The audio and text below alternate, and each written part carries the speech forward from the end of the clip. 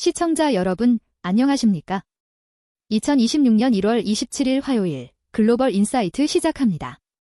전 세계의 정치, 경제, 사회적 흐름을 가장 깊이 있게 들여다보는 시간이죠. 오늘도 우리들의 영원한 지식 가이드 박 작가님과 함께합니다. 작가님, 안녕하세요. 네, 반갑습니다. 박 작가입니다. 어제에 이어 오늘도 직구초는 쉴 틈 없이 돌아가고 있습니다. 미국의 새로운 안보 전략이 구체화되고 있고 각국은 자국 우선주의와 실리 외교 사이에서 치열한 줄타기를 하고 있죠. 오늘 뉴스를 관통하는 키워드는 주권의 재확인입니다.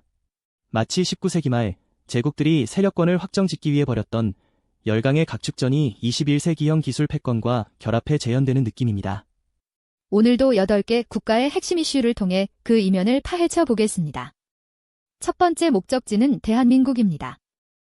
한국에서는 엘브리지 콜비 미국 전쟁부 차관의 방한 소식이 가장 뜨겁습니다. 어제 조현 외교부 장관, 안규백 국방부 장관과 만나 한미동맹의 핵심 현안을 논의했다고요. 이번 콜비 차관의 방한은 단순한 의례적 방문이 아닙니다. 미국이 발표한 새로운 국방전략 NDS의 후속 조치 성격이 강하죠. 재미있는 건 콜비 차관이 한국의 자체 국방력 강화 의지를 높게 평가하며 핵추진 잠수함 협력 같은 민감한 사안의 신속한 이행을 강조했다는 점입니다. 이건 역사적으로 보면 1950년대 한미 상호방 위조약 체결 이후 우리 군의 위상이 보조자에서 대등한 파트너로 격상되는 거대한 변곡점이라고 볼 수 있습니다. 이재명 대통령의 행보도 눈에 띕니다. 초국가 범죄 대응을 강조하며 해외 스캠 범죄에 대해 아주 강경한 메시지를 냈네요. 네, 한국인을 건드리면 패가 망신한다.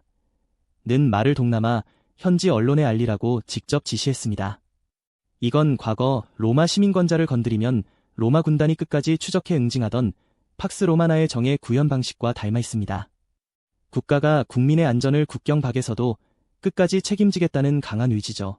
한편 경제계에서는 배임죄 개편을 촉구하고 있고 코스닥은 4년 만에 1000선을 돌파했습니다. 하지만 경제학자들의 절반 이상이 1%대 저성장을 경고하고 있어 3페인을 터뜨리기엔 이른 상황입니다. 마치 고도 성장기 직후에 일본이 겪었던 안개의 터널 입구에 서 있는 느낌이랄까요. 미국으로 가보겠습니다. 트럼프 대통령이 멀로 독트린의 부활을 공식화하며 라틴 아메리카에 대한 영향력을 노골적으로 드러내고 있습니다. 1823년 제임스 멀로 대통령이 선포했던 유럽의 간섭 거부가 200년 만에 트럼프식 신제국주의로 부활했습니다. 베네수엘라 마두로 대통령 부부의 마약 밀매 혐의 송환 추진이 그 신호탄이죠. 더 놀라운 건 새로운 국방 전략인 NDS 2026입니다. 중국을 전략적 경쟁자에서 보조 위협으로 한 단계 낮추고 대신 미국 본토와 서반구 보호를 최우선 순위로 올렸습니다. 이건 미국이 세계의 경찰 역할을 내려놓고 내 집 앞마당부터 챙기겠다는 고립주의적 회기를 뜻합니다. 하지만 그린란드 문제로는 덴마크와 갈등을 빚고 있고 연방정부 셧다운 위기도 여전합니다. 다보스에서 트럼프 대통령이 그린란드 안보 프레임워크를 언급하자 덴마크가 협상 불가라며 펄쩍 뛰었죠. 내부적으로는 6개 예산안이 통과되지 않아 1월 30일 자정 셧다운 위기인데 트럼프는 나사 같은 과학기관 예산에는 서명하면서도 이민 정책에서는 강경합니다. 다만 법원이 쿠바, 하이티 등 이민자 체류 종료 정책에 제동을 걸면서 행정부와 사법부의 충돌이 격화되고 있습니다. 이건 1930년대 루스벨트 대통령의 뉴딜 정책을 대법원이 위헌 판결하며 맞섰던 사법부와의 전쟁을 연상시킵니다. 중국 소식입니다. 시진핑 주석은 주변국과 이슬람 국가들을 챙기며 미국의 고립주의를 틈타 영향력을 넓히는 모양새입니다. 네, 베트남 수린 총비서와 통화하고 이슬람협력기구 사무총장을 만나는 등 우군 확보에 열심입니다. 특히 미국 정치인들의 중미 국가 방문을 두고 중국 영향력 대항 명분은 반대한다며 날을 세웠죠. 이건 과거 명나라 정화의 대원정 시절 주변국과 조공무역을 통해 중화 질서를 공고히 했던 만방래조의 현대적 변주입니다. 미국이 문을 닫을 때 중국은 문을 열어 대안적 리더가 되겠다는 계산이죠. 경제적으로는 지구환신 정책을 통해 내수 진작에 나섰고 외국 금융기관들도 중국 경제를 낙관적으로 보고 있다고요? 이구환신, 즉 낡은 것을 새 것으로 바꾼다는 정책은 사실 2008년 금융위기 때도 중국을 구원했던 카드입니다. 이번엔 인공지능과 녹색 성장을 결합해 수출 구조를 기술 중심 고도화하겠다는 전략이죠. 핀란드 총리와의 혁신 협력도 그 일환입니다. 다만 한일 관계 악화로 일본 노선 항공권을 무료 환불해주는 모습은 정치가 경제와 문화를 삼켜버린 씁쓸한 단면을 보여줍니다. 마치 냉전 시대 철의 장막이 드리워지던 때의 경직성이 느껴지네요. 일본은 지금 중의원 선거 전국으로 아주 시끄럽습니다. 자민당 고바야시 타카유키 정무조사 회장이 5대 정책 기조를 발표했네요. 책임 있는 적극 재정을 내세웠습니다. 인구 감소와 물가 대책이 핵심인데 선거를 앞두고 돈을 풀겠다는 전략이죠. 그런데 시장의 반응은 싸늘합니다. 엔화 강세로 니케이 주가가 하루 만에 1100엔 넘게 폭락했거든요. 다카이치 사나의 총리가 환율 개입 가능성을 시사하며 경고했지만 시장은 미일 공조 개입 여부에 촉각을 곤두세우고 있습니다. 이건 1985년 플라자 합의 이후 일본이 겪었던 환율의 저주를 떠올리게 하는 긴박한 상황입니다.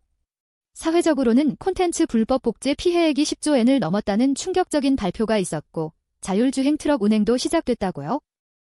네, 디지털 강국을 자처하지만 불법 복제로 인한 피해가 2022년보다 3배나 늘었습니다. 일본의 모노즈쿠리가 디지털 세계에서 약탈당하고 있는 셈이죠. 반면 구인난을 해결하기 위해 가나가와에서 오사카까지 460km 구간을 자율주행 트럭이 달리기 시작한 건 혁신적입니다. 한쪽에서는 과거의 키사템 문화를 추억하는 순키사전이 열풍이 불고 다른 쪽에서는 첨단 자율주행이 달리는 극명한 대비, 이게 바로 일본 특유의 신구의 조화이자 갈등이죠. 러시아 상황은 갈수록 험악해지고 있습니다. 드론 공격에 대해 특수 무기 보복 언급까지 나왔네요. 메드베데프 부의장이 푸틴 관저 드론 공격을 언급하며 정당한 사유를 운운했습니다. 이건 국제정세에서 가장 위험한 치킨 게임의 양상입니다. 이 와중에 유럽연합은 러시아 외교관들의 이동을 제한하며 압박 수위를 높였죠. 마치 제1차 세계대전 직전 외교적 통로가 하나둘 차단되며 전쟁의 포성이 가까워지던 사라예보의 봄 이전과 같은 긴장감이 흐릅니다. 경제적으로는 원유 수출 관세를 0%로 낮추며 돌파구를 찾는 모습입니다. 서방의 제재 속에서 원유 판매를 극대화하려는 고육지책이죠. 아랍에미리트에서 열린 3자 회담 소식에 주식시장이 꿈틀댔지만 즉각적인 결과가 없자 다시 하락했습니다. 루블화 환율은 중앙은행이 인상하며 방어에 나섰고요. 내부적으로는 특수군사작전 참전용사들의 범죄 문제가 사회적 이슈로 떠오르고 있는데 이는 전쟁이 사회의 도덕적 기반을 얼마나 갉아먹는지 보여주는 비극적인 지표입니다. 사우디아라비아는 비전 2030분의 성과를 과시하며 경제 구조를 빠르게 바꾸고 있습니다. GDP 성장률이 대단하네요. 연평균 8% 성장입니다. 민간 부문 임금은 45%나 올랐고 여성의 경제활동 참여도 2배로 늘었습니다. 실업률은 7.5% 미만으로 떨어졌죠. 이건 19세기 말 일본의 메이지 유신이나 1970년대 한국의 한강의 기적에 비견될 만한 국가 개조 사업입니다. 특히 700개 이상의 글로벌 기업 본사를 유치했다는 건 사우디가 더 이상 석유 파는 나라가 아니라 비즈니스 허브로 변모했다는 증거입니다. 하지만 화려한 지표 뒤에 저축률이 5%에 불과하다는 사회적 문제도 제기되고 있습니다. 바로 그게 핵심입니다. 사라진 필수품이라는 현지 기사가 전곡을 찔렀죠. 소득은 높지만 저축 문화가 없다는 건 사상 누각과 같습니다. 사우디 정부가 고액 자산가들을 위한 프리미엄 거주 프로그램을 확대하고 아람코 채권을 발행하는 것도 자본의 선순환을 위한 조치입니다. 리야드를 스마트 도시로 연결하려는 대중교통 혁신도 결국은 지속 가능한 성장을 위한 몸부림이죠. 오일머니의 축복이 시민의 자생력으로 이어질지가 관건입니다. 인도는 공화국의 날을 맞아 성대한 행사를 치렀습니다. 유럽연합 지도부들이 주빈으로 참석했네요. 네, 제77주년 공화국의 날인데 주빈이 유럽연합 집행위원장과 이사회 의장입니다. 인도와 유럽연합이 20년 만에 자유무역협정 FTA를 마무리 짓겠다는 강력한 신호죠. 인도는 이제 명실상부한 포스트 차이나의 리더로서 서방과 대등한 협상을 벌이고 있습니다. 인도의 자부심이 하늘을 찌르는 시기입니다. 농업과 기술 분야에서도 세계 1위 타이틀을 거머쥐고 있습니다. 쌀 생산량에서 중국을 제쳤다고요? 네, 인도가 이제 세계 최대 쌀 생산국입니다. 농민들에게 100% 조달을 약속하며 식량 안보를 강화하고 있죠. 동시에 안드라프라데시주는 기술주도 의사결정의 해를 선포하며 인공지능 행정을 도입했습니다. 쌀을 생산하는 농업국가와 인공지능을 다루는 하이테크 국가의 모습이 공존하는 거죠. 다만 아마존이 인도에서 대규모 해고를 예고하며 빅테크의 한파가 불어닥친 건 성장의 통증입니다. 역사적으로 보면 산업혁명 당시 기계가 들어오며 일자리가 변했던 러다이트 운동, 전야의 불안함이 인공지능 시대에 재현되는 모습입니다. 마지막으로 캐나다입니다. 중국과 전략적 파트너십을 맺으며 무역 전쟁에서 실리를 챙기는 모습입니다. 마크 칸이 총리의 실용 외교가 빛을 발했습니다. 카놀라 관세를 84%에서 15%로 대폭 낮췄고 대신 중국산 전기차 4만 9천 대를 받아들이기로 했죠. 미국 트럼프 행정부가 관세 위협을 가하는 상황에서 캐나다는 중국이라는 거대 시장을 통해 이원 분산을 시도하는 겁니다. 이건 과거 1970년대 피에르 트리도 총리가 미국 주도의 질서 속에서도 독자적인 외교 노선을 걸었던 서드 옵션 전략을 떠올리게 합니다. 내부적으로는 생활비 부담을 덜기 위한 GST 공제 확대와 반유대주의 대응 같은 사회적 통합에도 힘을 쏟고 있네요. 민생과 인권, 두 마리 토끼를 잡으려는 거죠. 특히 퀘벡의 강소기업에 자금을 지원하며 제조업 경쟁력을 키우고 인공지능을 통해 서비스업 생산성을 높이려는 시도는 매우 전략적입니다. 기후변화로 인한 홍수와 산불 이재민 지원 문제도 캐나다가 직면한 거대한 도전이고요. 경제적 풍요와 사회적 가치 사이에서 균형을 잡으려는 캐나다의 실험은 포퓰리즘이 득세하는 현대 정치권에 시사하는 바가 큽니다. 오늘 한국의 자주국방부터 캐나다의 실용 외교까지 8개 국가의 숨가쁜 소식들을 짚어봤습니다. 세상은 참 복잡하게 돌아가지만 그 안에서 우리만의 길을 찾는 것이 무엇보다 중요하다는 생각이 듭니다. 오늘 뉴스를 정리하며 제 한 줄 평은 이렇습니다.